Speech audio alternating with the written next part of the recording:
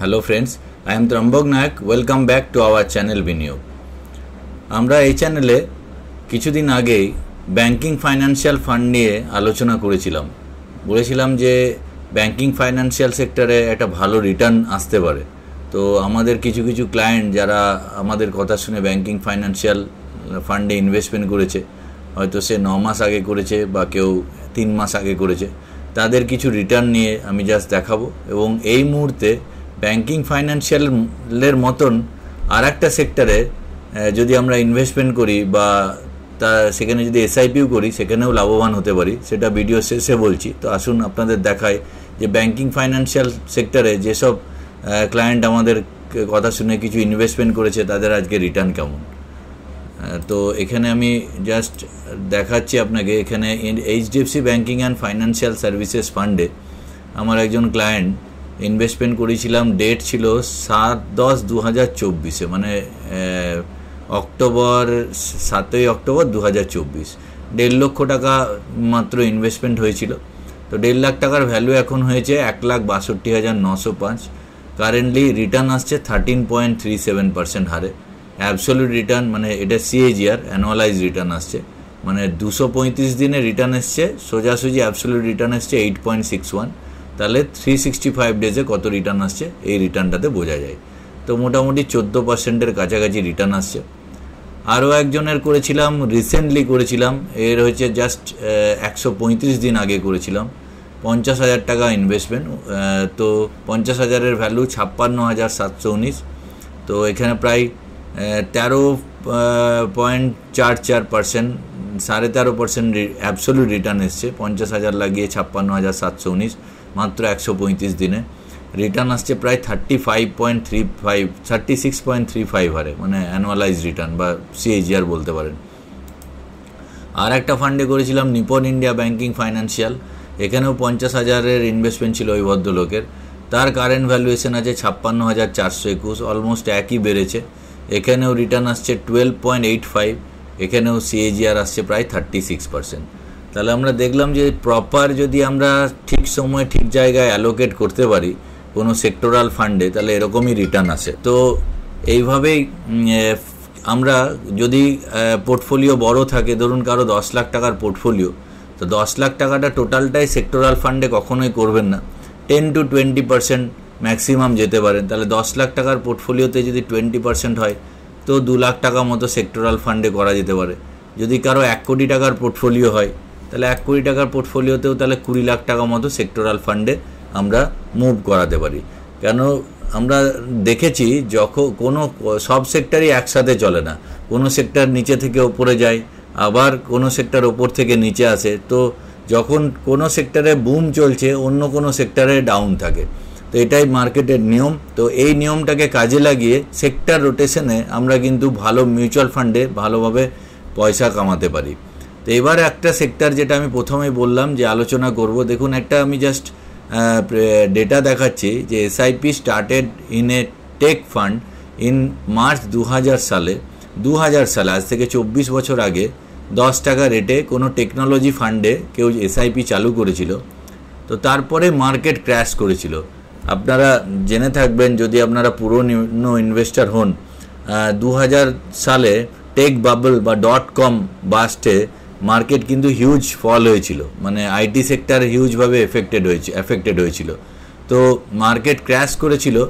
10 টাকার ন্যাব চলে এসেছিল 2 টাকা 15-তে। দেখুন 2000 সালে 10 টাকার এনএভি 2 টাকা 15-তে চলে এসেছিল 2001 সালে, মানে 2001 সালের প্রায় অক্টোবর মাসে। তো প্রায় 1.5 বছরের মধ্যে 10 টাকার ন্যাব 2 টাকা 15-তে চলে এসছে। তো ইনভেস্টমেন্ট ভ্যালু 99,000 এগেনস্ট 2 lakhs, মানে 2 লাখ টাকা ইনভেস্টমেন্ট করে ইনভেস্টমেন্ট ভ্যালু হয়ে গেছিলো 99,000, মানে হাফের কাছাকাছি হয়ে গেছিলো এসআইপিতে। লামসামে তো 1 লাখ টাকা যদি কেউ লাগিয়েছিল তার ভ্যালুয়েশন 20,000 হয়ে গেছিলো। তো মার্কেটস রিমেন লো। এইভাবে মার্কেট কিন্তু লো কখনো কখনো রয়ে যায়। বিশেষ করে এই আইটি সেক্টরই 2001 থেকে 2003 সাল পর্যন্ত, দেখুন এখানে ডেটগুলো দেওয়া আছে, 5/1/2001, আপনাদের একটু বড় করে দিচ্ছি সুবিধা হবে।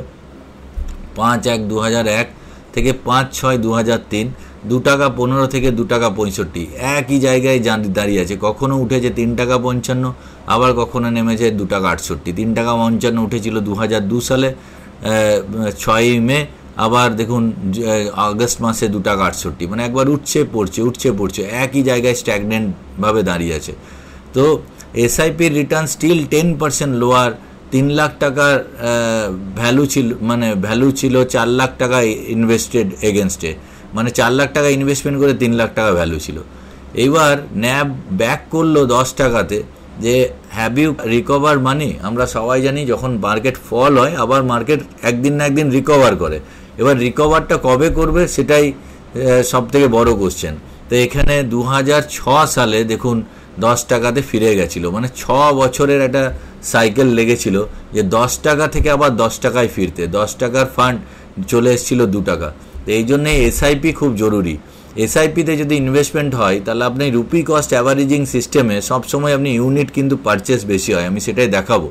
তো দেখুন 2000 থেকে 2006 সালে 10 টাকার ন্যাব 10 টাকায় ফিরে এসছে। তাহলে it takes 3 more years to ন্যাব কাম টু ব্যাক 10, মানে 2003 সাল থেকে যখন 2 টাকা থেকে আবার 2006-এ 10 টাকা পর্যন্ত 3 বছর লেগে গেল। এবার যখন ন্যাব 10 টাকাতে ব্যাক করলো তখন ম্যাজিকটা এসআইপির দেখুন, ভ্যালু অফ 7,10,000 টাকা ইনভেস্টমেন্ট হয়েছে এই 6 বছরে, তার value of your 7.10 lakh investment is now 17.43 lakh, মানে 7,10,000-এর investment value 17,43,000, delivering a CAGR of 30%, মানে 30% সিএজিআর। যেহেতু আপনি নিচে কিনেছেন তার ফল আপনি পেলেন। এবার দেখুন হাউ ডিড দিস হ্যাপেন। আমরা কি করি, যখন মার্কেট ফল হয় তখন আমরা ভয় পাই যে মার্কেট পড়ছে, আমরা গ্রাফ দেখি নিচের, কিন্তু ইউনিটের গ্রাফ যদি আপনি আবার প্লট করেন জাস্ট অপোজিট ঘটনাটা ঘটে।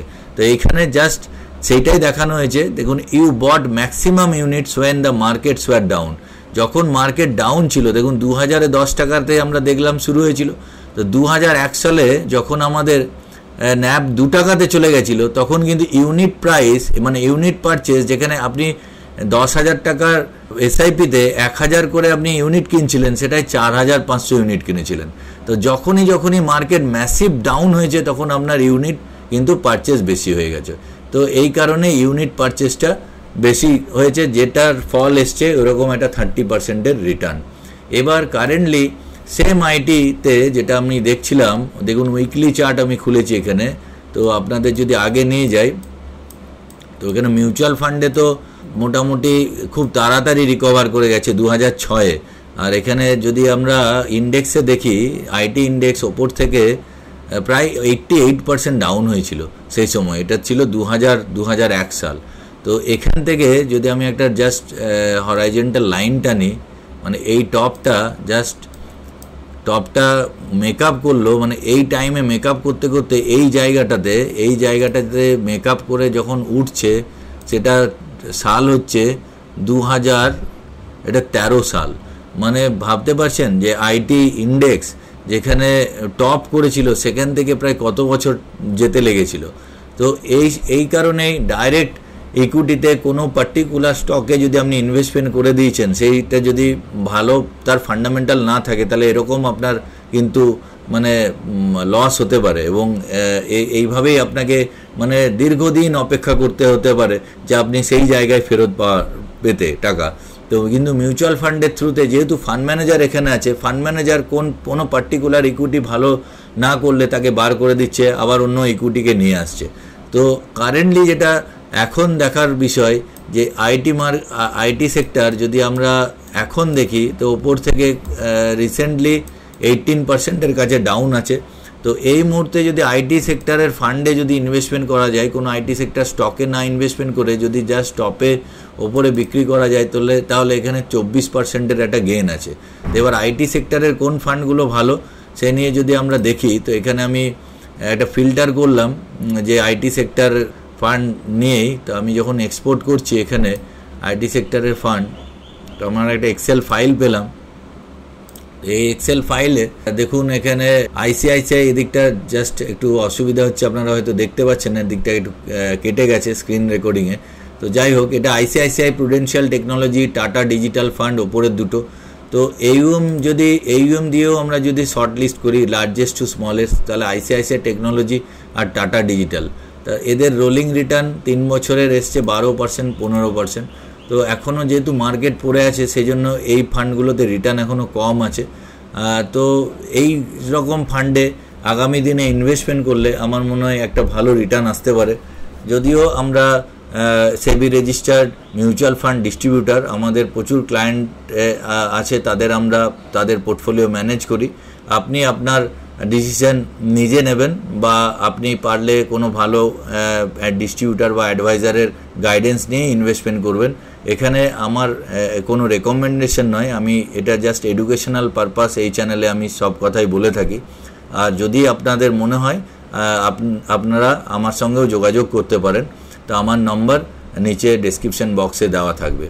তো ভিডিওটি ভালো লাগলে অবশ্যই একটি লাইক করবেন, পারলে বন্ধুদের সঙ্গে শেয়ার করবেন, আর এখনও সাবস্ক্রাইব না করে থাকলে প্লিজ সাবস্ক্রাইব করে নেবেন।